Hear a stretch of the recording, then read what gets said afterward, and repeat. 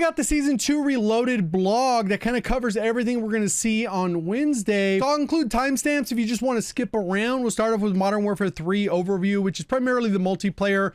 We get a new remastered 6v6 map, DOS House, which should look pretty interesting. Then introducing a new mode called Bounty Jugger Smosh, eliminate high value targets and bounty for extra points, and battle as a Space Marine inspired Juggernaut in the Jugger Mosh limited time mode. And then Vortex Decay Realm, redeploy to the Vortex with an expanded map pool featuring the new map variants Skid Grow and Airborne. I still think Spore Yard is the best version of those, but we'll kind of see how those ones look. Here's DOS House, kind of what it looks like. You can see the layout.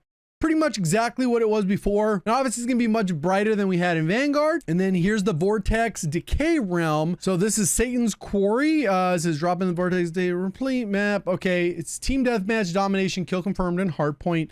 Look for Vortex Decay's Realm in-game event arriving later in the mid-season, which we'll go ahead and look at those details as well. Then we got Airborne, which is just a play on words for terminal. So you kind of familiar with that map. And then we got Skid Grow, which is Skid Row. Based off against the enemy in a team deathmatch style mode. It says in Bounty, however, the biggest slayer on each team will be designated as a high value target. The high value target on each team carries a flag and is highlighted for all players to see and extra reward points when eliminated. Interesting. So it says for the Jugger Mosh, it says when a match begins, you drop in as Ultramarines inspired Juggernaut clad in Ultramar's Vengeance, a powerful armor, or a Blood Angel Space Marine encased in Baal's Wrath power armor.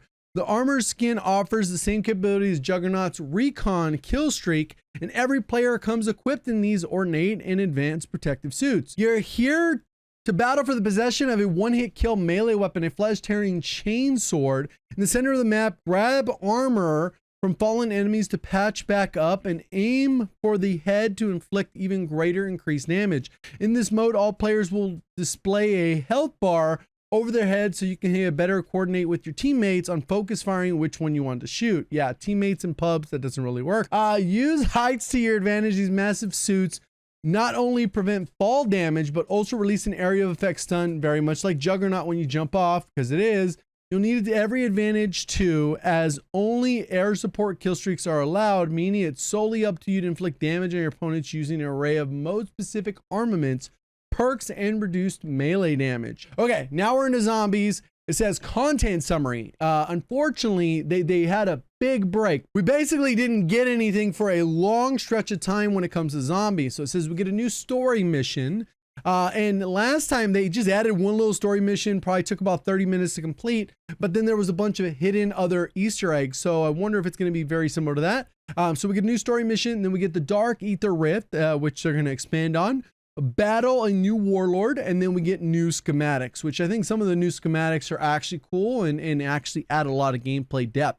So for the new story mission, it says the story continues for Operation Deadbolt in the Season 2 Reloaded. The Dark Ether is closing in again and bringing new enemies with it. Confront the anomaly and enter the Dark Ether once again. Operation Deadbolt is tasked with investigating new anomaly in the next Modern Warfare Zombie story mission. Terminus Outcome is becoming bolder and has followed your squad in the Dark Ether. Lean on your expert guide, Sergei Ravenov, to assess the situation, defeat the mercenaries, and survive the Dark Ether. So that's kind of weird. Mercenaries are going to be involved with that. After completing the new story mission, a fresh Dark Ether Rift experience awaits. Keep your eyes open, follow the cryptic clues, and complete timed tasks to unlock access to the Rift Gate. So kind of similar like what we had to do before. We had to put the 4 different items on the podium. 1 was given from the story mission, and then 3 we had to go find out in the world. Once inside, complete challenges and survive to earn the coveted rewards like the Blood Burner Key and more. And the Blood Burner Key, that just gives you access to the motorcycle. You just do it and then it spawns in, the same way that the bone spawns in a dog. New warlord Kara's. It says a deadly and elusive chemical warfare specialist. Kara's set to challenge even the most prepared squads. Those brave enough to face her will find her in the kill house at Orlov military base. Come prepared and approach with extreme caution. Expect her fortress to be well defended by soldiers, snipers, turrets, traps, and poison gas grenades. Gas masks are highly recommended. Breaching the fortress is only the first hurdle. Inside, a new gas compound spread throughout the facility disrupts multiple sensors and thermal weapon scopes. Once it's time to face Kara's, be ready to engage not only against her loadout of ballistic weapons, but also her signature poisonous smokescreen and other bioweapons. New schematics, we get the mag holders, skip the reload and pull ammo directly from the weapon's ammo stash so you can keep pumping out damage. And this one's going to be insane because some weapons just have a crazy long reload for the amount of mag size or damage output. So this would just allow you to just spam infinitely like you had an infinitely large mag. Obviously you can probably burn through bullets pretty fast, but that one's a pretty cool one. And then the blood burner, like I said, it spawns a motorcycle. And then we're going to get the VR11 or the Vril wonder weapon schematic. So straightforward there. So not an insane amount of content. I would imagine it's only going to take a day or two to kind of work through that, unless there's a ton of hidden stuff that I'm not talking about. We'll kind of see how that goes. It's been kind of dry for a couple months now in zombies. So Warzone overview, it says content summary. So we get the research vessel POI, mobile POI, and I think that's specific to Fortune's Keep. It'll just keep circling the islands. Sure, that's kind of weird. Means how often if the zone pulls the wrong way. I wonder how that works. Good, maybe landing hotspot, but rotating out of there could be rough. We'll see. We get a new kill streak and we get a new field upgrade, which we've kind of seen before. It's a bringing back one. So here's a new POI. You can see it's kind of just circling the map. I guess it just moves around. Interesting. We'll see what's in there. Reports of a pontoon-style watercraft off the coast of Fortune's Keep have been confirmed as the ship arrives offshore in the mid-season update. Climb aboard once you spot it because the mobile POI stays on the move throughout the first 2 minutes of the match before dropping anchor in one of the predetermined locations.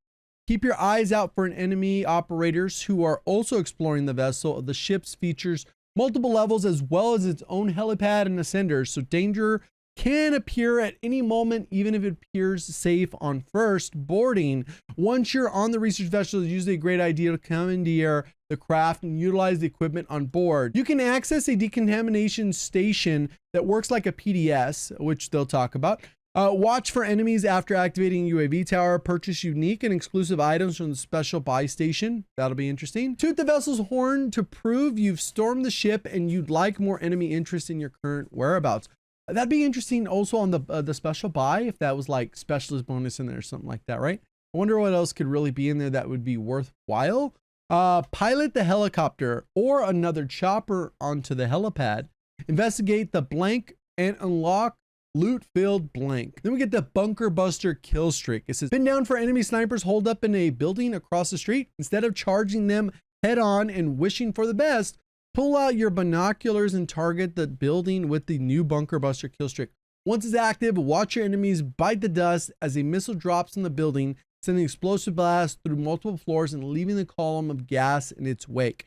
So there'll be an initial impact and then there'll be also some gas after that. So even if they miss that, like even if you dodge it like you would with the precision airstrike, because it's outlined, you get out of the way and then you jump back in. This one you would jump out of the way, but then when you jump back in, there should be some kind of gas element which will probably either use your gas mask, so you'll probably want that equipped if you're going to go back in there, but it kind of is an area denial, which is interesting to see how that one plays out. Could be super annoying, but it could also be pretty effective in changing gameplay dynamics. Because there are a lot of camping spots where people just jump out of the way and then jump back in to the spot they were already in, and this will be probably more effective than a precision airstrike for that reason. So we get a new field upgrade or a returning field upgrade, the portable decontamination station, which is the PDS. It says clear away the gas using new portable decontamination station. People would just throw these on vehicles and you kind of move around. They're great for like rotation. I wonder how they'll interact with the buy station if you throw this on there. Will that reactivate the buy station if it's technically out of the zone? I don't know. Emitting a cloud of chemicals that counteract the corrosive effects of the circle gas. A temporary safe zone is created for all operators within the safe area of effect, though it's also available in the attack map for operators C. So you will be highlighted like it was before. Note that the duration of the field upgrade shortens after the 6th circle of gas, so people can't just utilize that late game. Looking for mobile gas protection, attach the PDS to your vehicle. Okay, there it is. And then the field upgrade can also be deployed in water and nearby stations too. Oh, they answered my question. That's actually super crazy clutch. You just go push one that maybe you wouldn't. You take your gas mask, you burn it, you throw it down, you get another gas mask, buy your teammates back, and then you leave. Just gotta make sure you have enough money to pull that off. Then we got general overview, which is kind of just covers multiple things across every mode. We got 2 new weapons, a new store offerings, cool, and then weekly challenges, which have been particularly cool, even though not all the rewards are like stellar, but you wouldn't expect so from something that's free every week, right? Some hits, some misses. So new 2 weapons, we get the soul render. That's just gonna be some challenges for her. I'm not really a melee person, so it is what it is. And then the SOA Subverter is a battle rifle. It says chambered in 7.62, the hard-hitting rifle dominates at mid to longer ranges thanks to a lower rate of fire and predictable recoil, with the effective damage range up to 25 meters and the highest rate of fire within its class. The SOA Subverter is well worth considering as your new main weapon. Maybe they're going to make it meta right away, or this guy is just gassing it up, whoever wrote the blog. And the SOA Subverter introduces 3 new weapon camos, how to unlock the base, complete weekly challenges. So it'll just be pretty straightforward. You'll do 5 of the weekly challenges in either a combination of multiplayer zombies or battle royale. Then we got the weekly Dune event, which is from the 6th to the 13th. And that one's going to be XP based. So that one should be pretty straightforward. The Warhammer event's gonna be from the 13th to the 27th. Those ones also look like they're XP based potentially. Milestones for the reward events. All right, cool. And then from the 27th to the 3rd, we're gonna have another set of challenges that'll be, so those won't be XP based. Warzone Mobile starts on March 21st. So if you want to jump into Verdansk and Rebirth Island a little early, we'll kind of see how that goes and then upgrade. Cool. So pretty straightforward. Not too big of an update outside of the zombies stuff. They did add a couple things to Warzone, not really anything big map, but we'll kind of see how it goes. Appreciate y'all supporting the content. Thank you for watching as always. Have a great day.